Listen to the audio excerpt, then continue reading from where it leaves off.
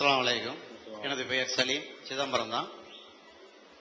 ஒரு முஸ்லீம்ல ஏழை குடும்பத்தை சேர்ந்தவங்க தான் பொண்ணுக்கு திருமணம் பண்ணும்பொழுது ஒரு பீரோ கட்டில் கூட எடுத்து கொடுக்க வசதி இல்லாதவங்க அந்த பொண்ணு கல்யாணம் பண்ணும் பொழுது அவங்க தௌஹீத் ஜமாத்தோட ஒரு ஈடுபாடோட உள்ள குடும்பம். தௌஹீத் ஜமாத்தை நிர்வாகிகள் சந்திச்சு இந்த மாதிரி என் திருமணத்துக்கு நிதி உதவி ஏதாவது வேணும்னு சொல்லும் பொழுது அந்த நிர்வாகிகள் சொன்ன பதில இஸ்லாமிய சட்டப்படி ஆணுக்கு தான் திருமணத்துக்கு உதவி செய்யணும் ஒழிய பெண்ணுக்கு செய்யணுங்கிறது இல்ல. அதுல அதனால நாங்க வேணா மாப்பிள்ளைய வேணா போய் பேசி அவர் எதுவும் கேட்காத அளவுக்கு என்ன செய்யறோம் அப்படின்னு. ஆனா அவங்க அதுக்கு ஒத்துக்கல. ஏன்னா அவங்க போய் பேசி நாளைக்கு கல்யாணமே இதெல்லாம் ஊரு புறா போய் சொல்லிட்டீங்களா வேணாம் என்னன்னு பயத்துல அவங்க ஒத்துட்டாங்க. இதுல உங்களோட கொள்கை என்னங்கிறது கேள்வி 2. ஒரு ஆண் தனக்கு மனைவி வேணாங்கும் பொழுது உடனடியா தலாக் சொல்லி பிரிஞ்சக்கூடிய சூழ்நிலை இருக்கு. ஆனா பெண்ணுக்கு அதே மாதிரி ஒரு அதிகாரம் இருக்கிற மாதிரி தெரியல. 3 வருஷம் 4 வருஷம் பிரிஞ்சு இருந்தால் கூட மாப்பிள்ளை தலாக் சொல்லாம அந்த பொண்ணால பிரியக்கூடிய சூழ்நிலை இருக்கு. அதே மாதிரி இருக்கக்கூடிய பெண்ணுக்கு மற்ற லோக்கல்ல இருக்கிற ஜமாத்தோ இதோ எந்த அளவு இஸ்லாம் அதிகாரம் வழங்கியிருக்குங்கிறத சொல்லணும். அதாவது இஸ்லாத்தை பொறுத்த வரைக்கும் வரதட்சணை தடுக்கப்பட்டிருக்கிறது. இதெல்லாம் தெரிஞ்சிருக்கு. வரதட்சணை என்ன? திருமணத்தை வைத்து டிமாண்டாக மாப்பிள்ளை வீட்டார் கேட்கிற பொருளை கொடுக்கறதுக்கு பேர் தான் வரதட்சணை. அது பீரோவா இருக்கலாம், நகையா இருக்கலாம், ரொக்கமா இருக்கலாம், வீடா இருக்கலாம். அவங்க கேட்டு வாங்கினா அதுக்கு பேர் என்னது? வரதட்சணை. அந்த மாதிரி அவங்க கேட்டார்களே ஆனால் அது கொடுக்கிறது பாவம் மார்க்கத்தில். ஏன்னா மார்க்கத்தில் இல்லையில ஆம்பளை தான் கொடுக்க சொல்லி இருக்கிறது. இப்ப அது பாவமான காரியமா இருக்கும் பொழுது அதுக்கு உதவலாமா அப்படின்னு ஒரு கொஸ்டின் வந்தா அல்லாஹ் குர்ஆன்ல என்ன சொல்றான்னு கேட்டா ஒத்த ஆவணும் அலல் பிர்ரி ஒத்தக்குவா ஒலாத்த ஆவணும் அலல் இஸ்மி ஒழுதுவான். நீங்க நன்மையான காரியத்திற்கும் இரையச்சமுடைய காரியங்களுக்கும் ஒருவருக்கு ஒருவர் உதவியாக இருங்கள். தீமையான காரியங்களுக்கும் வரம்பு மீறலுக்கும் ஒருத்தருக்கு ஒருத்தர் உதவியா இருக்காதீங்க. இது குர்ஆனுடைய கட்டளை. ஒரு தப்புன்னு செய்யும் போது அதுக்கு போய் நம்ம என்ன செய்யக்கூடாது? உதவி செஞ்சிடக்கூடாது. அப்ப இவர்கள் அந்த மாப்பிள்ளை வீட்டில் கேட்கிறாங்க அதை கொடுக்க போறோம் அப்படின்ற அடிப்படையில் கேட்பார்களே ஆனால் அது பாவம். உங்களை மாதிரி ஆட்கள் கொடுக்க போற காரணத்தினால கேட்கவே செய்யலாம். இந்த வரதட்சணை அதிகரிச்சது காரணம் என்ன நினைக்கிறீங்க?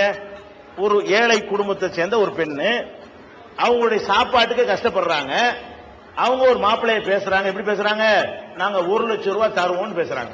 இல்ல எதை வச்சு பேசுறாங்க? நீங்க எல்லாம் கொடுக்கறத வச்சு பேசுறாங்க. அப்ப இல்லாத ஆளு 1 லட்சம் ரூபாய் பிச்சை வாங்கி கொடுக்க ரெடியா இருந்தா இருக்கிற 2 லட்சம் ரூபாய் கொடுப்பான்ல. அப்ப இந்த ரேட்டு ஏறுறதுக்கு காரணம் என்ன? இந்த மாதிரி பேசினா 4 பேர்ட்ட வசூல் பண்ணலாங்கிற ஒரு எண்ணத்தை உண்டாக்கி வச்சதுனால என்ன செய்யறாங்க? இவங்களா போய் வழியை ஏத்துறாங்க ரேட்டை. இவங்க கெப்பாசிட்டிக்கு 1 லட்சம் ரூபாய் கொடுக்க இயலுமா? சில பேரை சொல்றேன். சில பேருடைய நிலையை பாத்தீங்கன்னா ஒரு உடைக்கு மறு உடை இருக்காது. குடிசையில இருப்பாங்க, சாப்பாட்டுக்கு வழி இருக்காத ஒரு கஷ்டத்துல இருப்பாங்க. அவங்க என்ன பண்றாங்க? மாப்பிள்ளையை பேசும் பொழுது நமக்கு என்ன ஏழும்னு பார்க்காம எப்படி பாக்குறாங்க? நம்ம தான் பள்ளியாசம் ஏறி இறங்கினா கிடைக்கும்ல அப்படின்னு பார்த்து அவங்க என்ன செய்யறாங்க? 2 லட்சம் தர்றோம், 50 பவுன் போடுறோம், 10 பவுன் போடுறோங்கிற. உன்ட்ட இருக்கா 10 பவுன்? இல்லாத ஆள்லாம் இப்படி போய் வாக்களிக்கிறது காரணம் என்ன? நாம செய்யற உதவிகள் தான். வரதட்சணை சல்லி காசு கிடைக்காது. நீங்க ஆக்கி பாருங்க, வரதட்சணை ஒளியும். சில விஷயங்கள் பார்க்கும்போது மேலோட்டமா தீமை மாதிரி உங்களுக்கு தெரியும், கஷ்டப்படுற மாதிரி. உதாரணமா ஒருத்தன் கொலை பண்ணிவிட்டான், கொலைக்கு கொலை தான்.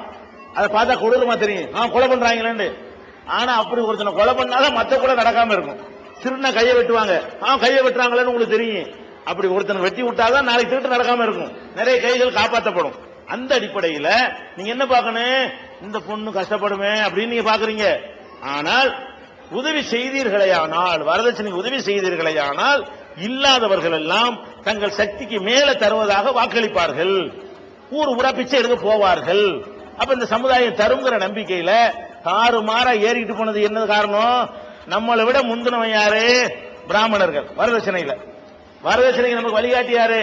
பிராமண சமுதாயத்துல தான் வரதட்சணை இருந்துச்சு. தமிழ் சமுதாயத்துல என்ன இல்ல, வரதட்சணை கிடையாது.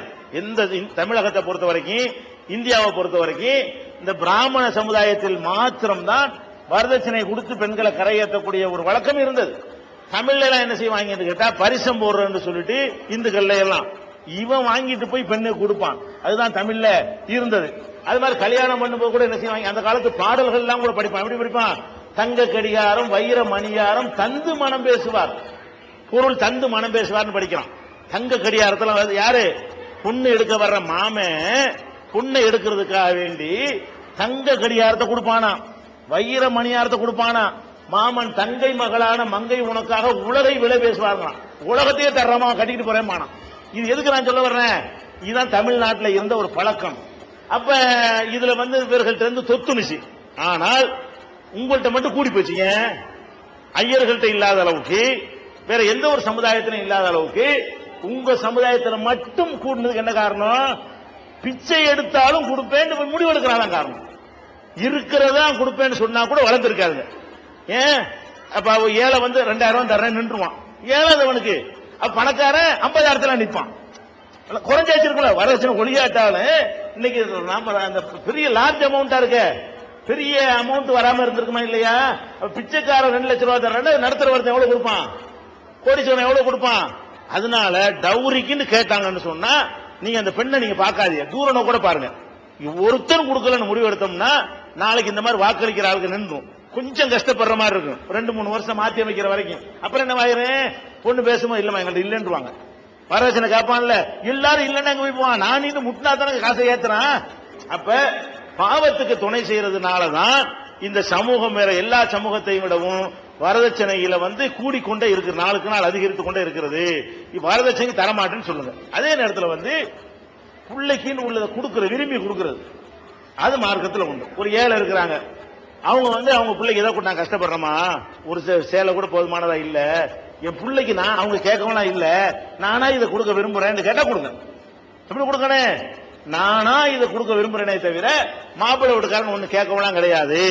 நானா என் பிள்ளைக்கு என்ன செய்யறேன், இதை போட போறேன்னு சொல்லி கேட்டா அது கூட பிச்சை வாங்கி கொடுக்க அவசியம் கிடையாது. இருக்கிறத கொண்டுதான் வாழணும். அவங்களே ரோஷத்தை விட்டு வந்துட்டாங்கன்னு சொன்னா அது கொடுக்கிற தப்பு இல்ல. எப்ப தப்பு இல்ல, அவங்க கேட்கலன்னு உங்கள்ட்ட சொன்னாதான். போய் சொன்னா அது அவங்களுக்கு அல்லாஹ்வுக்குள்ள விஷயம். ஒருத்தன் வர்றான், இப்படி உங்கள்ட்ட கேட்கறான், ஒரு 50 ரூபா கொடு சாராயம் அடிக்கணும்னு கொடுக்கலாமா? கொடுக்க முடியாது. அதே நேரத்தில் கேட்கறான், டீ குடிக்கணும் 50 ரூபா கொடுன்னு கேட்கறான், பசிக்குதுன்னு வாங்கிட்டு போய் சாராயம் குடிச்சுட்டு அவங்க மேல குற்றம் இல்ல. ஒருத்தர் கேட்கறான், கேட்கும்போது என்ன கேட்கறான், கேட்கும்போது சாராயம் என்ன குடிக்கணும்னு கேட்கறான், 50 ரூபா கொடுக்கலாமா? கொடுக்க கூடாது. பசிக்குதுங்க ஹோட்டல்ல போய் சாப்பிட்டு வரேன்னு கேட்கறான், வாங்கி நேரம் டாஸ்மாக் போயிட்டான், உங்க மேல குற்றமா? அவன் சொல்ற நம்பிட்டு போங்க, அவ்வளவுதான். அவனே வெளிப்படையே டவுரி தான் சொல்லும்போது நீ ஏன் கொடுக்குற? அதுக்கு மேல நடச்சுன்னா செஞ்சுட்டு போங்க, அல்லா வச்சு அவன் ஆச்சுன்னு விட்டு போங்க. அப்ப அந்த மாதிரி பாவத்துக்கு துணை செய்யக்கூடாதுங்கிற ஒரு வகையில தான் இது சொல்லப்பட்டிருக்கு. ஒண்ணு. அடுத்து என்ன கேட்கிறாருன்னா, பெண்களுக்கு இந்த சமூகத்தில் என்ன உரிமை இருக்கிறது?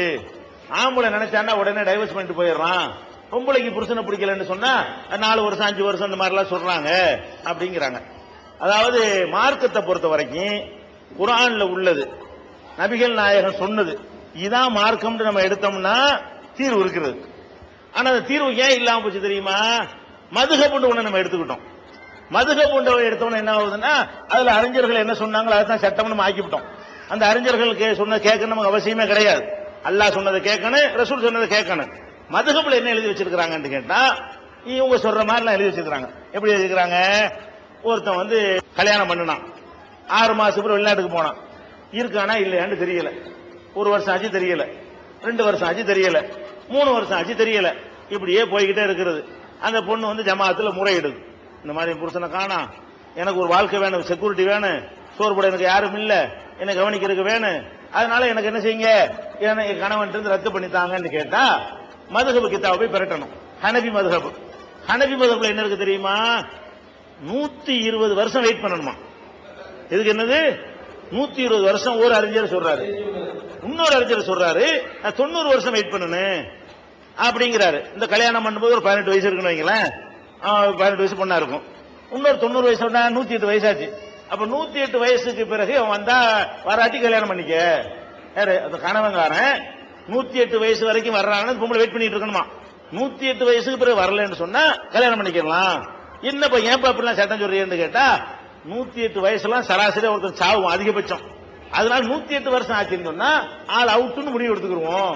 எப்படி அதை 90 வருஷம் பிறகு இந்த கல்யாண விஷயம் சேர்த்தோம்னா அவன் செத்து போயிருப்பான், செத்து போன பிறகு அவங்க வேற கல்யாணம் பண்ணுவோம்னு சொல்லி சொன்னா 108 வயசுல ஒரு பொம்பளைக்கு இது கல்யாணம். ஆனா மதுஹப்ல இப்படி இருக்குது, ஹனபி மதுஹப்ல இருக்குது. அதனாலதான் நீங்க ஹனபியாக்கள் இருக்கிற ஊர்ல இந்த பெண்களுக்கு பாதிப்பு வந்தா அவங்களுக்கு நியாயம் வழங்கும். அஜயத்துல போய் கேட்பீங்க, அஜய் என்ன சொல்லுவாரு, ஒரு 90 வருஷம் கழிக்கட்டும்னு சொல்லுவாரு. அது கிதாப்ல இருக்குது. குர்ஆன்ல என்ன இருக்கு, நபிகள் நாயகம் என்ன சொன்னாங்கன்னு கேட்டா ஈஸியான தீர்வு. இவங்க குர்ஆனை விட்டுட்டு நபியை விட்டுட்டு அஜத் சொன்னார், பெரியார் சொன்னார், இப்படித்தான் வரும். சாவி மதுஹப்னு ஒண்ணு வச்சுக்கிறாங்க. அவ ரொம்ப இறக்கப்பட்டு 4 வருஷம் 90 வருஷமா அவ என்னது 4 வருஷம் 4 வருஷம் வரைக்கும் பார்த்துட்டு கல்யாணம் பண்ணிக்கிறேங்கிறாங்க அவங்க. அப்ப இது பெண்ணுக்கு அதாவது என்ன பிரச்சனை கவனிக்கணும், ஒருத்தன் காணா போயிட்டான், ஊர்ல இருக்கிறான், அது மேட்டரே கிடையாது. அவன் காணாவே போய் தொலையட்டு, பொண்டாட்டியோட இருக்கட்டும். பொண்டாட்டிக்கு பிடிக்கல, எனக்கு வேற வாழ்க்கை வேணும்ன்றா. இதுதான் டாபிக், காணா போன டாபிக் கிடையாது. அவன் காணா போகாம ஊர்ல இருந்தாலும் பிரிஞ்சுட்டு போயிடலாமே. என்ன செய்யணும், ஒரு அம்மா வர்றாங்க ரசூல் ஸல்லல்லாஹு அலைஹி வஸல்லம், என்ன சொல்றாங்க, அல்லாஹ்வுடைய தூதரே, என்னுடைய கணவர்கிட்ட எந்த ஒரு கெட்ட குணத்தையும் நான் பார்க்கல.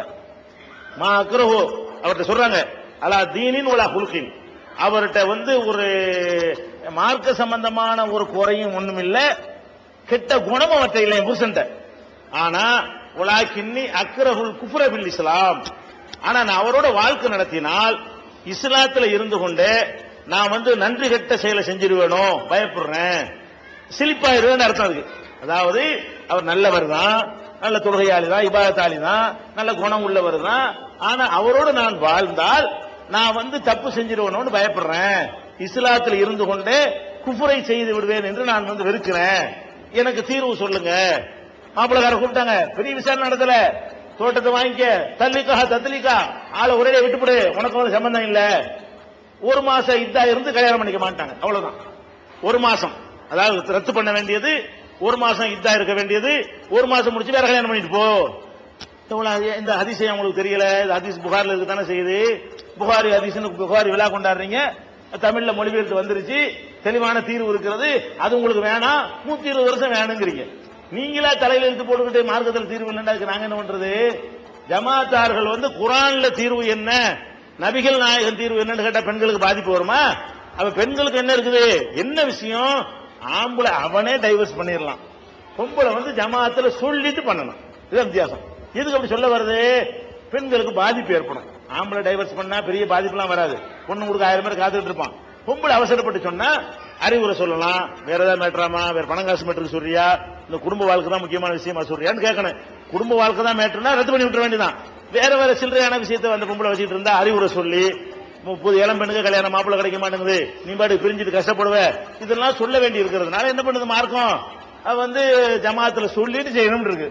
சொன்னா அது செஞ்சுதான் ஆகணும். நீங்க ஜமாத்தாட்ட முறை வந்துருச்சுன்னு சொன்னா அது சேர்த்து வைக்க வழி இல்லைன்னு சொன்னா என்ன செய்யணும், ரத்து செஞ்சு விடுறது ஜமாத்துடைய கடமை. காணா போனாலும் இதான் சட்டம், ஊர்ல இருந்தாலும் இதான் சட்டம். இதுக்கு நிறைய எவிடன்ஸ்கள் ரசூல் ஸல்லல்லாஹு அலைஹி வஸல்லம் வாழ்க்கையில வரலாறுல நிறைய நடந்திருக்கு, நிறைய சம்பவங்கள் நடந்திருக்கிறது. அப்ப பெண்களுக்கு விவாகரத்து உரிமை எவ்வளவு லேசா இருக்கா இல்லையா? குடிக்காதவங்களை சேர்த்து வச்சுன்னா என்ன நடக்கும், அதை யோசிச்சு பார்க்கணும். கடைசியில நல்லதான் படுத்தாரு பணமா போயிட்டாருங்கிறாங்க, அதெல்லாம் என்னங்கிறீங்க? எல்லாம் அப்படியா?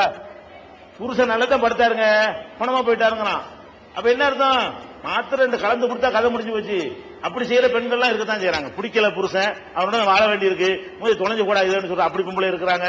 அம்மிக்களை தூக்கி போட்டு மண்டையை குடைச்ச பொம்பளை எல்லாம் கூட இருக்கத்தான் செய்யறாங்க. இப்படி பல மாதிரி அதெல்லாம் பார்க்கும்போது பிடிக்காட்டி போட்டு நெருக்கி வைக்க கூடாது. ஏன்னா அவங்க யாரோ இவங்க ரத்த சம்பந்தம் கிடையாது, தாயும் புள்ளமா ரத்த சம்பந்தமா, அவங்க யாரோ இவங்க யாரோ, எதுக்காக சேர்த்து வைக்கிறீங்க? உன்னால எனக்கு சந்தோஷம், என்னால உனக்கு சந்தோஷம். அது இல்லைன்னா என்னவா எனக்கு கோவம் தான் வரும். இவனை வச்சுட்டு நம்ம இதா இருக்கிறோமே, நம்மளோட வாழ முடியலையே இவனோட அப்படின்னு வரக்கூடிய நேரத்தில் அதை ஈஸியா பிரிச்சு விட்டோம்னா தான் நல்லது. மார்க்கத்தில் இருக்கிறது இது நம்ம நடைமுறையில இல்ல, ஜமாத்துகள் இல்ல அவர் சொல்றபடி.